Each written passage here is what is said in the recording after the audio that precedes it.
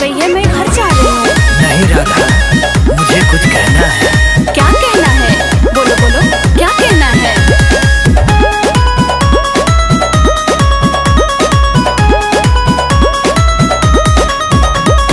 कल मेरे घर राधे गोकुल में आना, माखन का केक मेरे हाथों से खाना।